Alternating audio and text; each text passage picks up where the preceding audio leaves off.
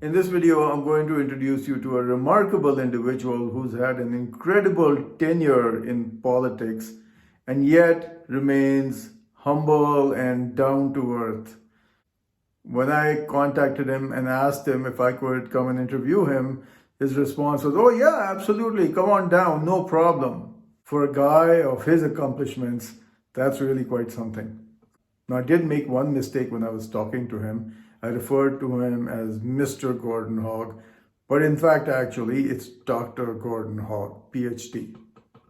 Take a look and then we'll debrief afterwards. Well, welcome to the Psychology of Success. My name is Alexander. I'm a psychologist by training. I'm also the author of the book, The Psychology of Success. And today we are here with Mr. Gordon Hogg. So you prefer Gordon or what do you prefer? I'll take anything people want to call me. Yeah, okay. Some people were calling me doctor for a while because of the PhD in it. You actually completed your PhD at, as a matter of fact, 70, when you turned 70. That's right. Right? And Yeah. so that's an amazing accomplishment. But even beyond that, you've had quite a tenure, in fact, in politics. 20 years at the civic level, 10 years as mayor of White Rock, right? And then another, I believe, almost 20 years or 20 so years exactly, yeah. as an MLA, right? And then after that, you went on to federal politics as an MP, and so that's quite a tenure. So And all those were accidental. So it was rather strange that those things occurred and came along in the fashion that they did, because I certainly wasn't planning for. If you told me in grade 12 that I was going to get into politics, I would have said no possible way. you've had quite a presence in politics, as a matter of fact, and a very prominent presence. But how about the early years? Like, how did you start out? What was young Gordy Hogg like in the early years in school and so on? Ironically, we had a barbecue about probably 6 months ago, and there was a lot of people up at the park, and one woman came up to me and said, "I used to babysit you when you were 5 and 6 years old." I said, "Well, was I well behaved?" She said, "No, you weren't well behaved. You said things, you ran off, and you were difficult." But she said, "I'm so pleased with how things have come." So, growing up, I didn't care much about school. I played a lot of sports at a high level. We won a Canadian National Basketball Championship. I captained a team that won that. Right. Played soccer at a high level. Football, was invited to a Lions junior training camp. And I played baseball for years. So my life was sports, and I really enjoyed that. And Yes. actually, I came home from school in grade 11, and my mom said, "I see they're short Little League coaches. I think you should coach." And I said, "Well, Mom, I'm playing ball 4 nights a week. How can I do it?" She said, "Well, you could do it after school." Right. So I ended up doing it. I got 2 friends, and we coached. I ended up coaching for a number of years, but 5 years later, our team won the right to go to Edmonton for the Western Canadian Championships. So the president of the league, Mr. Palmer, told me I had to go to a White Rock Council meeting. I did that. Came home after the council meeting, sitting at the kitchen table. Mom came in. She said, "How'd it go, son?" I said, "Oh, Mom, it was old people, and it was dragged on." And she looked at me and said, "You know, son, I'd always hoped I'd raise you the kind of kid, if you didn't like something, you wouldn't complain about it, but Right. you'd get involved and try and make a difference." Right. So I had a bunch of sleepless nights. I said, "Okay, I'll run for council." And I did, and I got elected. Your father was actually, he was a physician, and actually a very prominent physician.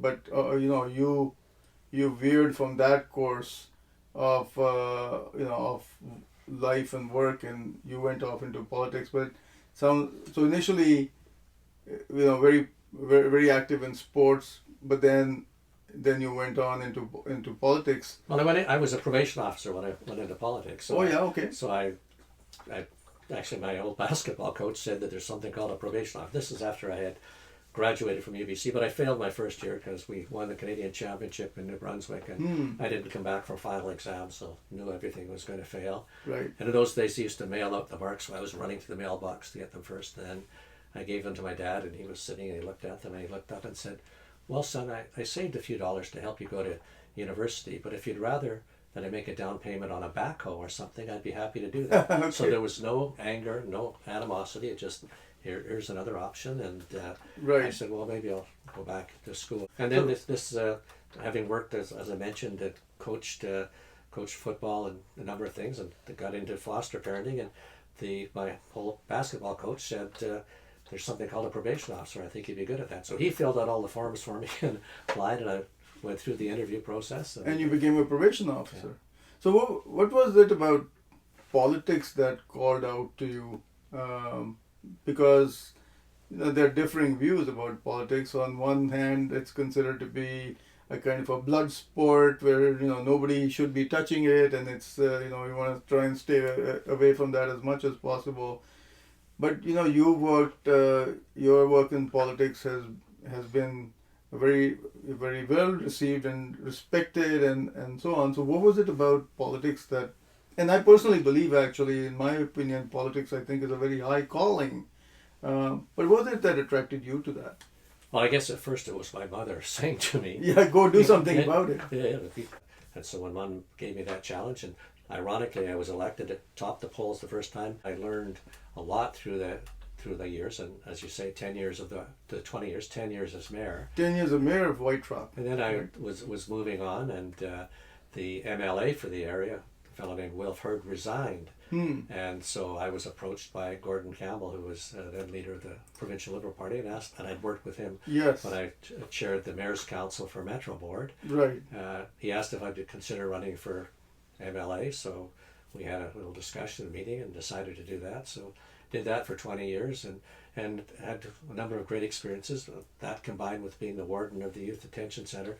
And that's when I thought I wanted to, I've had all these experiences, but I need to have another theoretical, conceptual understanding, which is why I went back and did my PhD. It was the sort of passion of all these experiences I've had as a foster parent, as a warden, as a probation officer at different levels of government. So that was kind of the passion that kept me involved and kept me going. So much that you were doing simultaneously, working with the indigenous community, also working within the larger mainstream community, at a volunteer level, then your advanced education, on top of that working as an MLA, and not just sort of coasting through it, but very, very integrally involved in your work. And for many people, it's difficult to keep even one thing going. I'm really curious about what are some of the skills that you were using that other people who are watching this, can take from our discussion today and apply to their own lives in order to take them where they want them to go, right? What were some of the skills that you were using? Well, certainly there's a certain amount of passion that you have to hold on to. And I think some of the things I learned from some of our foster children, where I can remember one of the foster children he'd run into some trouble, and I came home and the police were there and were talking to him, and at the end of it, and I stayed away from that and conversation, and then the boy went downstairs, and he was packing. I went down and said, "Well, what are you doing?" He said, "Well, I know you're a probation officer and I've upset you, and the police officer has told me that, so I'm going to have to move." And I said, "Well, we don't want you to leave. We care about you, and we want you to stay in and be a part of it." And he's gone on to wonderful successes since then. And those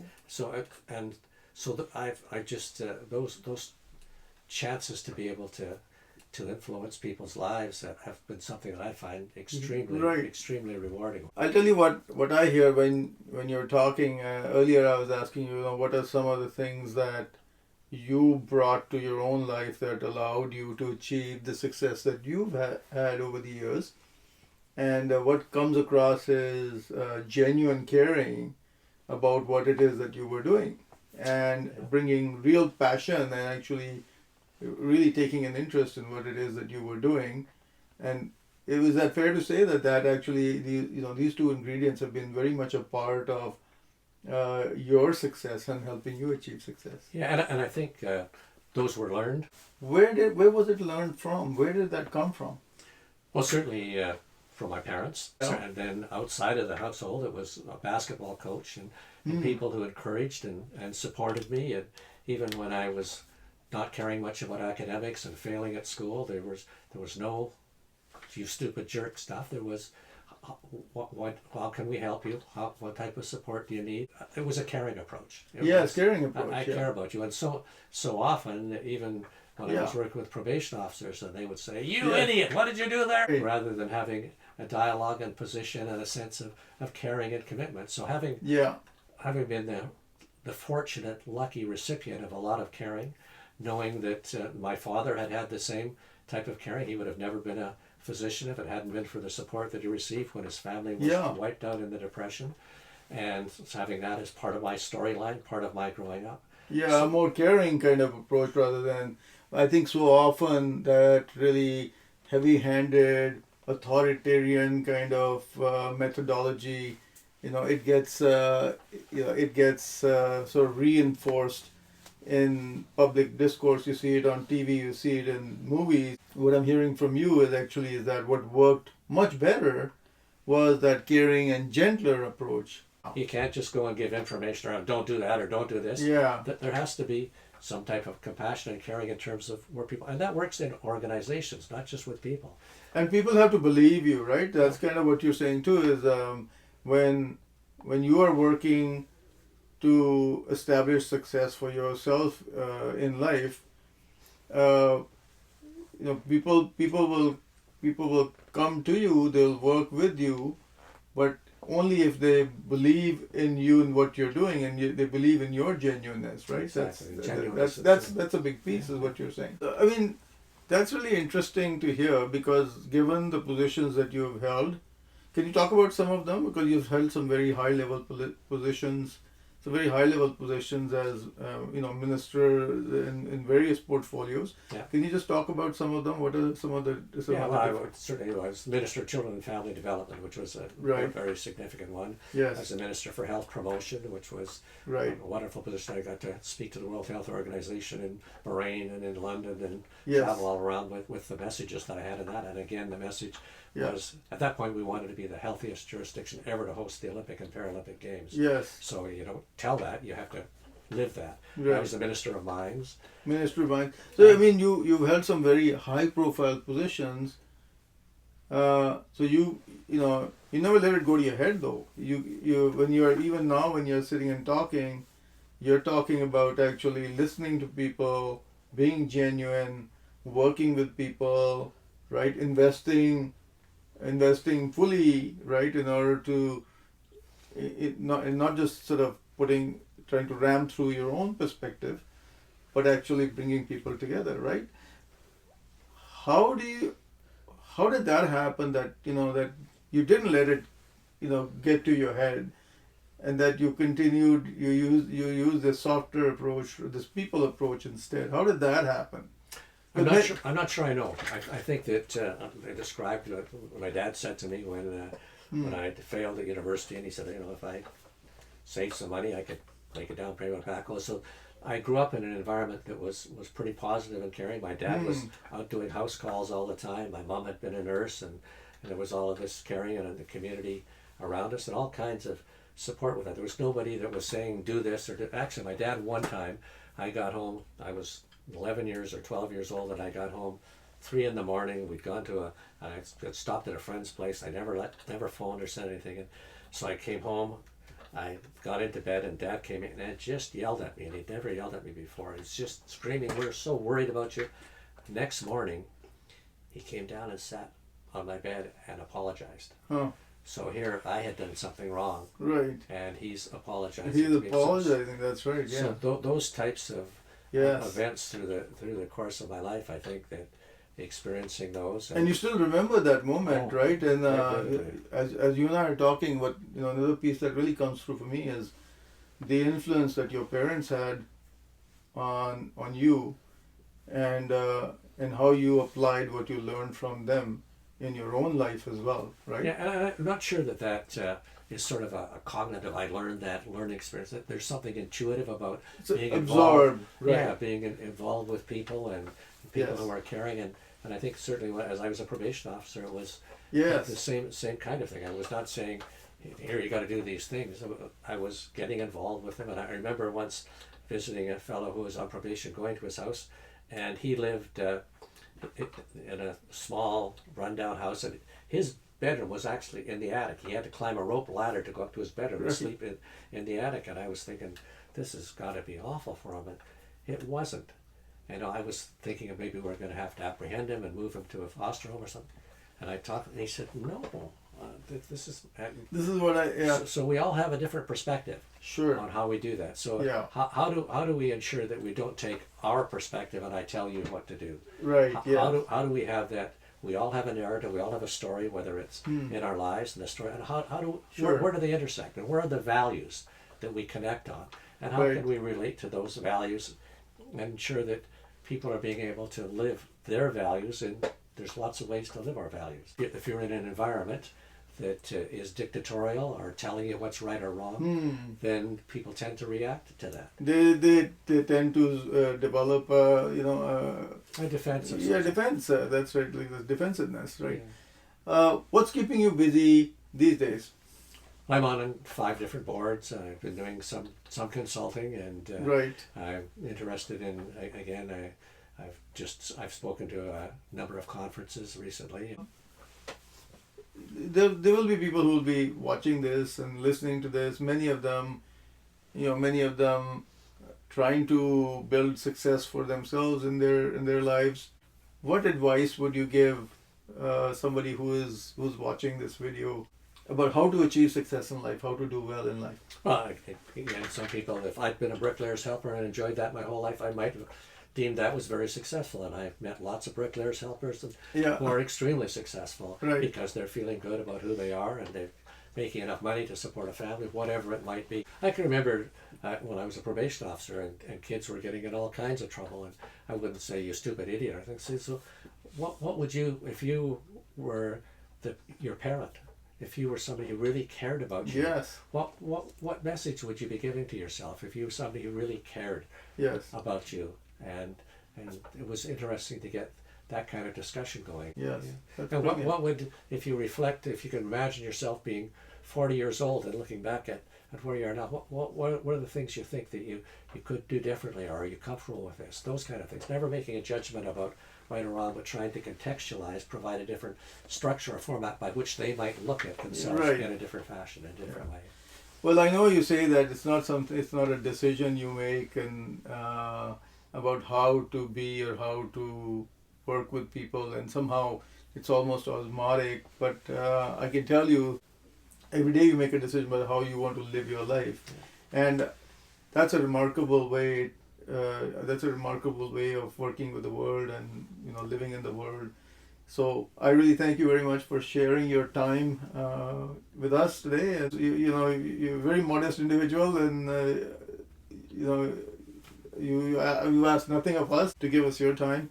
But I really do appreciate this time. Well, that I you've shared with us. appreciate taking the time, and certainly as we've gone through that, I've experienced a whole bunch of emotions and thoughts and reflected on a number of things, and I appreciate the opportunity to spend a bit of time with you and having you not challenge me, but bring out some ideas and make me think about some things I haven't thought about for a while. And I think that's very helpful, and being able to remember that dealing with individuals and dealing with organizations, and it's all about how can you find that common ground. At some point, Yes.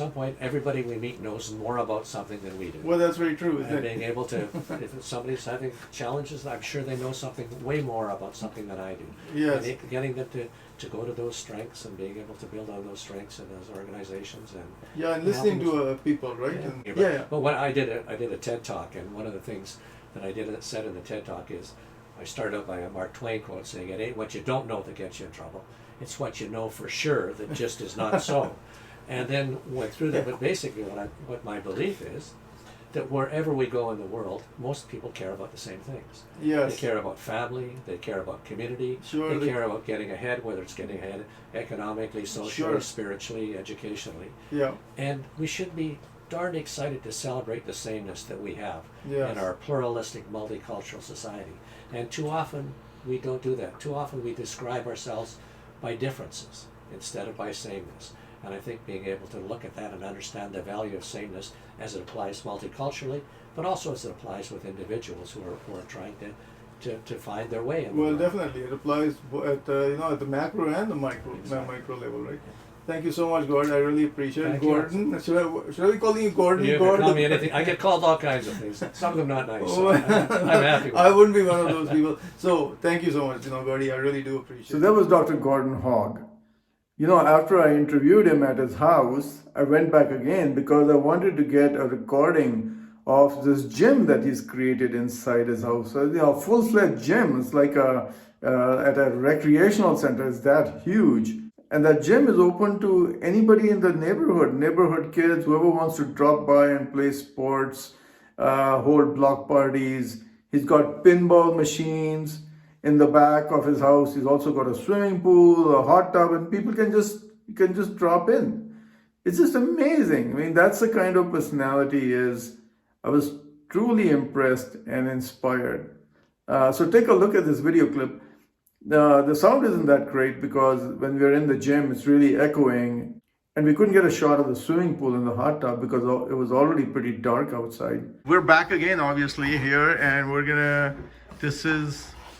I wanted to record your games room here, and some fabulous. Hey, man, we've got an expert. Hello, doggy. I'm sorry, we're back again. Oh, no problem. But I really wanted to get a shot of your gym here. You showed this yesterday. I did, yes. Well, come on in, take a look. This is Ellie's favorite place to run.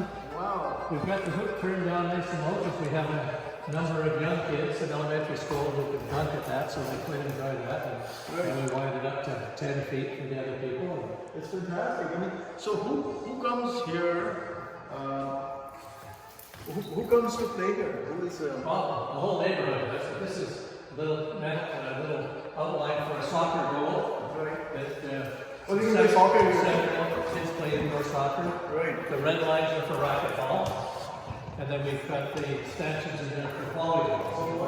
It's called volleyball. So you play off the wall, 3-a-side, you can play right off the wall. So it's lots of fun. We've got big speakers in the ceiling. Oh, So we've got a couple of wedding receptions here. fantastic. It's just a multi-purpose gym. Multi-purpose fun rooms.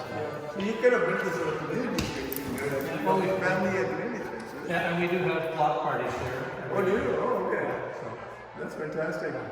So if you're interested in achieving success in life, there's so much to learn in this video from Dr. Gordon Hogg, right? He talks about having passion and caring about the work that you do and being genuine. So these are pieces that are really critical to achieving success in life.